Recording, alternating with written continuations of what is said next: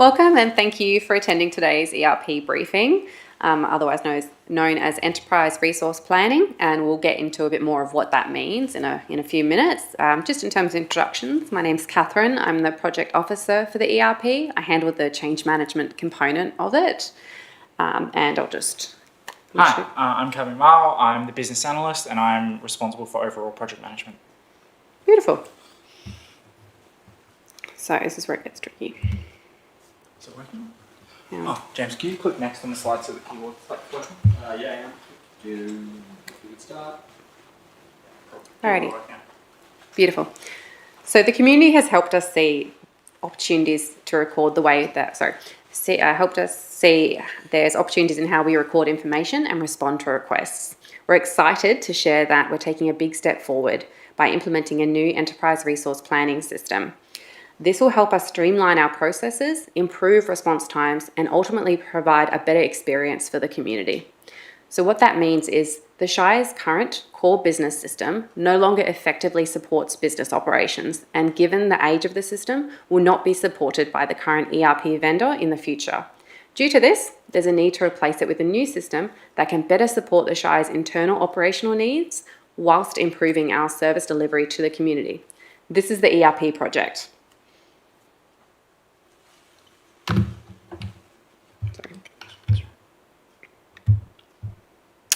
All right, so the ERP project began in 2022. We were actually running for quite a long time, predominantly in the background. We were really focusing on research and development. This was largely to reduce the impact to staff resources and our overall service delivery to the community. This was really based on really understanding our core business, making sure that we selected an ERP system that was actually right for Capel, as well as what we could find that was best bang for our buck. Part of that process involved us acknowledging the fact that the team that we have here aren't experts in ERP systems, so we actually sought an independent consultant who was an expert in the industry that would advise us through some of that process and help us avoid a lot of the mistakes and pitfalls that we've seen other local governments make throughout this process. Part of that, we ended up selecting Strategic Directions Group in late 2022. We've actually ended our work with Strategic Directions now as of mid-2024. We actually finished that work with them once we'd finished procurement and selection. And around that time as well, we actually committed additional staffing resources to the Shire so that we could support, as the ERP project began to spin up, so that we could support maintaining that service delivery to the community.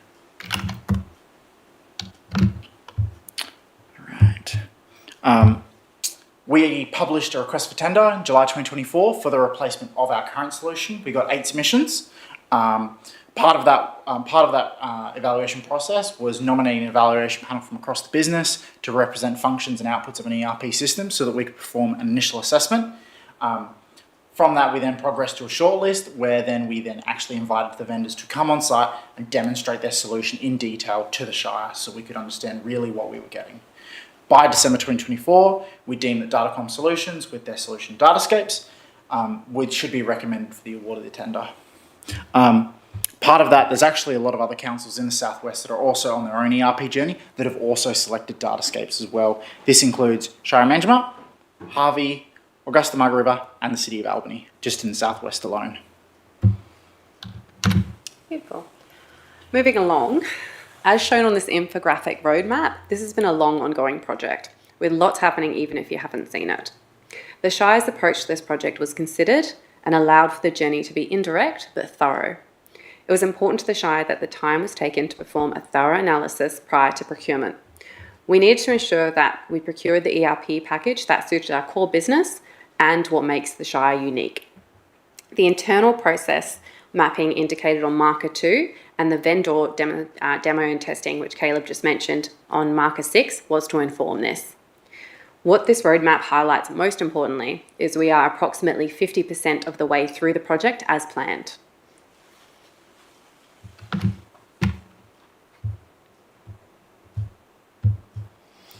All right, so this roadmap really focuses on what the next steps are. It's just a zoomed in one of the previous one you saw.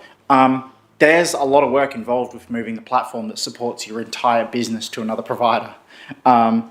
It's the workshop and testing component that we've got listed there will take a serious amount of time over the next 2 years to make sure that when we go live with the new system, it's working exactly as intended and that we are getting exactly what we asked for. Part of that workshop process is actually to work with the vendor as we develop and finalize that solution, so it's exactly what we expected and what we asked for during that procurement. Key internal departments will be heavily involved, as I mentioned, working alongside Datacom so that those processes work. We are actually scheduling that workshop and testing for late 2025 this year and early next year. This will involve a significant commitment of both time and resources from the Shire. And as we previously mentioned, we've already been making accommodation to ensure that we are still meeting our community expectations throughout this process. All right, money.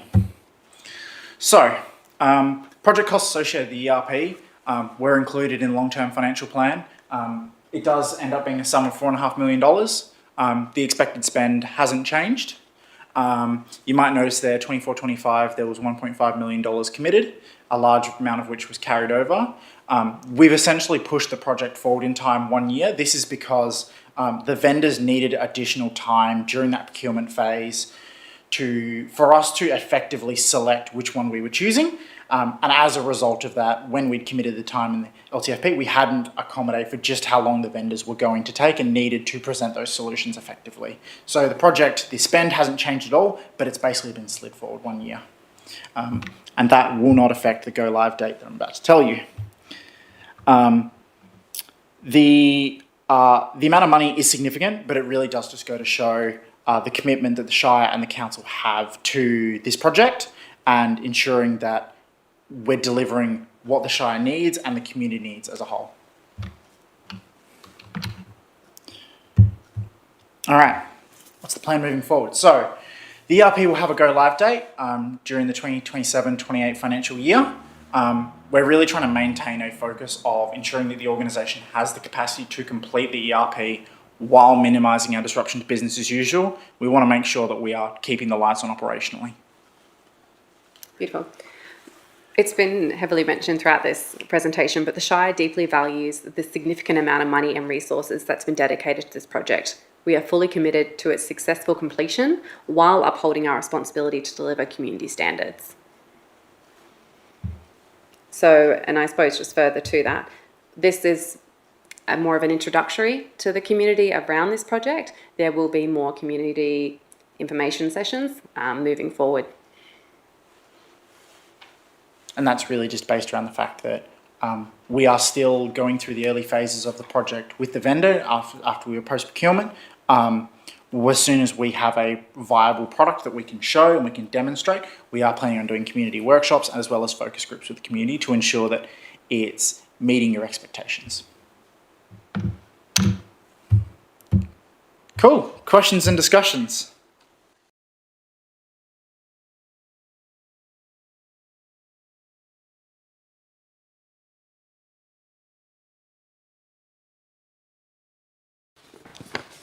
Brian Hasty from Streatham. Thanks for the update.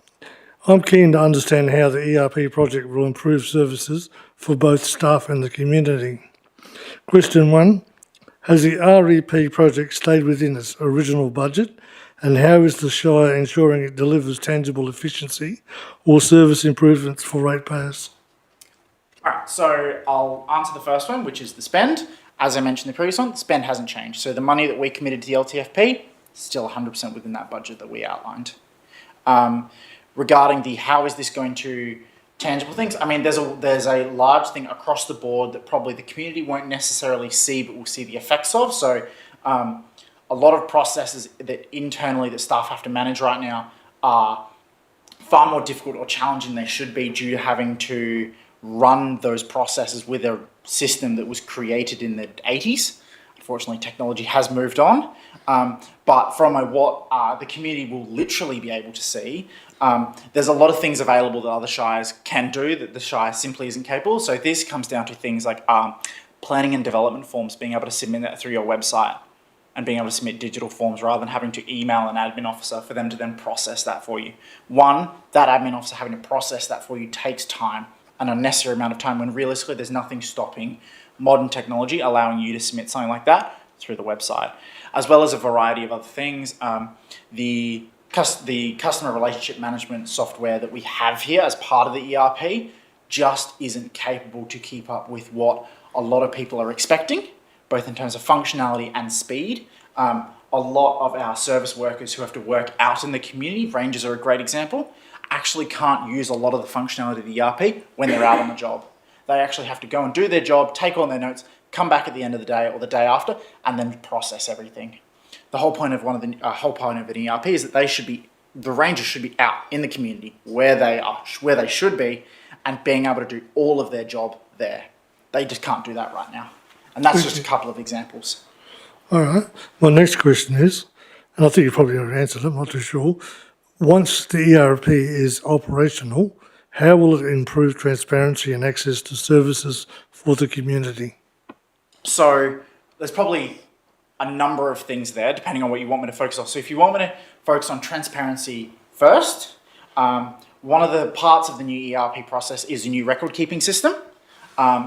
As I mentioned, the record-keeping system is part of that really old system, and it means that it's actually really challenging for staff to find information reliably, which also means when you have things like FOIs, freedom of information, as well as just when we are trying to provide information in general as part of normal requests to the community, it's far more difficult than it should be for staff to provide that information. The whole point of all of these new systems is that we can, one, more reliably provide that information, but also make sure that we are collecting it in a far more intelligent and informed format. In terms of, what was the second part of that question, sorry? How will it improve transparency and access to the services for the community? Right, so access to services. So a huge part of as I kind of mentioned with the rangers and being out in the field question, a huge part of the system that we run here can quite literally only be run on the Shire network.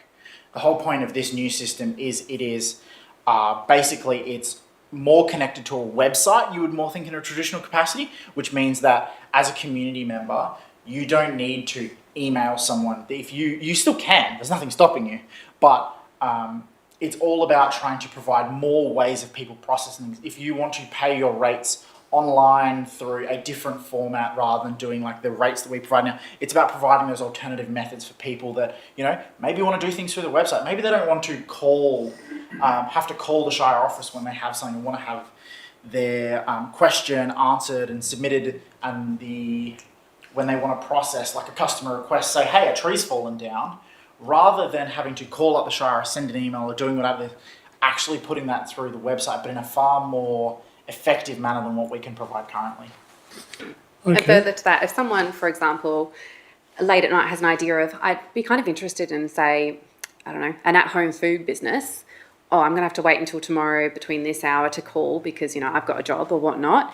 They can jump on the website and a lot of that information will be accessible to them there. It will probably answer a lot of those questions so that literally when they're able to get in contact with us during business hours, it's for the really straightforward processing things. It's not the beginning information that they're seeking. And then that includes things like the forms, which would have the things like the fees and some of the things they would require prior to submission. Whereas at the moment, a lot of that stuff is they'll contact us, we'll provide that information, and then there'll be a lot of back and forth. Whereas if it's at front, they're going to get to their end goal, which is setting up an at-home food business, a lot quicker. Great. Finally, what training and support are in place for staff, and how are you managing risks to service continuity during the transition? That's a great one. Yeah. All right, so I'll start with the training and support. So training and support comes in a variety of formats. So one, the vendor themselves have training that they are providing as part of the contract that we are negotiating. So they will have to provide support, both in terms of if there are any things wrong with the system that aren't part of the agreement, they have to fix them within certain service level agreement time periods. Training for stuff, they have to provide training for us as well, but we also get given documentation so that once those training periods end, and we obviously don't want to have to continue paying the vendor for their training, especially if it's outside of the contract expectations. It's all about then making sure that once we've finished the ERP project, we can go back to business as usual and the organisation can continue supporting the ERP, which also means us being able to pass that training on to new staff. From a risk perspective, how much time do you have? So from a risk perspective, this is probably one of the biggest parts of we've probably taken one of the safest approaches that I think I've seen a local government take from an ERP perspective without being wasteful of time and resources. A great example is that we quite frequently meet with other IT managers and business managers around the Southwest, and we basically sat at the Southwest IT Consortia, and we all talked about what we were doing for the ERP. And I can quite literally tell you that some of the other local governments in the Southwest said, you know what? They do a local government solution. We're just going to trust them and stick with it. And that just wasn't acceptable for us. We said, no, we really want to understand and keep the vendor accountable for what they're doing, but also make sure that we understand that we're buying the best thing that the Shire, us, Capel specifically needs, not just some random solution that might give us good value for money. It's about getting our good value for money that's really quite different. And that's part of why we brought in things like strategic directions. When we were talking about bringing on that independent consultant, it was about reducing the risk. And it was even to the point of when we were saying, hey, we're about to go do this next part of the project, they would go, yeah, cool, no worries. You need to think about this, this, and this. And we'd go, wow, we never even thought of that. Like, you can tell there's a reason that we brought you in because you just know stuff that we're not experts. We never would have thought of. And that's part of, it's such a small fee considering that ERP budgets tend to go over budget so often with councils that don't do things carefully and properly that we can immediately see, wow, that would have cost if we hadn't have heard your advice. And that's part of minimising that risk. Thank you. No worries, thank you. It's probably also worth mentioning, Brian, just quickly, that we actually have, and I think you heard through the presentation tonight, 2 very dedicated staff members directly to this ERP, plus a committee around them as well. So I guess, and they said it themselves, the Shire is very committed to making this work. It's been one of our number one focuses, and we are desperately making this focus a real driver for us. Beautiful. Any other questions? Beautiful. Cool. Thank you very much for your time, everyone.